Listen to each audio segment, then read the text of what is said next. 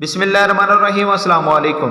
हज़रत सुलेमान और हुदुद की बातचीत का जिक्र इस तरह है। एक मरतबा सुलेमान अलैहिस्सलाम अपने दरबार में पूरे जाह व जलाल के साथ तशरीफ़ फरमा थे।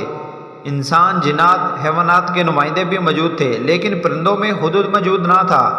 फरमाया, क्या बात है कि मैं हुदुद को मौजूद नहीं पाता। अगर वो वाक़या गैर हाजिर रहे तो उसको सख्त सज़ा दूंगा या फिर ज़िबा कर डालूंगा, और ये कि वो अपनी गैर हाजिरी को मक़बूल वजह बयान करे।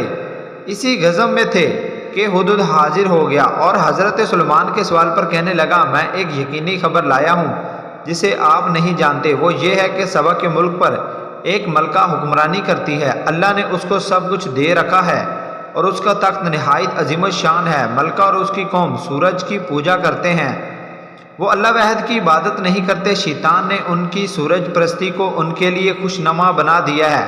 हज़रत सुलेमान अलैहिस्सलाम ने यह खबर सुनकर फरमाया कि तेरी सच्चाई का अभी इल्म हो जाएगा। मेरा ख़त ले जा और उसको उन तक पहुँचा और इंतज़ार करके वो उसका क्या जवाब देते हैं।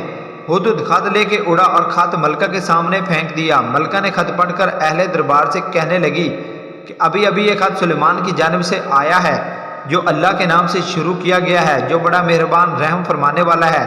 खत का मज़मून यह है कि तुम सरकशी का इजहार ना करो और मेरे पास ताबेदार होकर आ जाओ।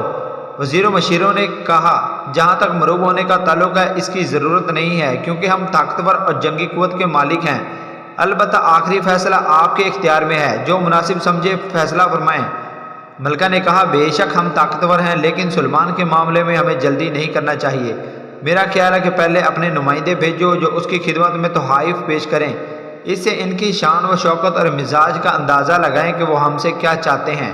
अगर वाक़या कुव्वत व शौकत के मालिक हैं तो फिर इनसे लड़ना फजूल है, क्योंकि फातह बादशाहों का वतेरा होता है कि जब वो किसी शहर में फातहाना तौर पर दाखिल होते हैं तो उस शहर को बर्बाद और बाइज़्ज़त शहरियों को जलील कर देते हैं। काजी सनाउल्लाह ने जिक्र किया कि ये हुदुद यमन के हुदुद से खबर लाया था। हुदुद सुलेमान अलैहिस्सलाम का नाम याफूर और हुदुद यमन का नाम अनफीर था। सबा एक कौम का नाम है जो यमन में सना से करीब आबाद थी और जिसका दारुल सल्तनत मआरब था। आपसे एक ही रिक्वेस्ट है, अगर आपको ये हमारा चैनल अच्छा लगा है, वीडियो अच्छी लगे तो चैनल को सब्सक्राइब कर दे ताकि मज़ीद ऐसी वीडियोज़ आप तक बआसानी पहुँच सकें।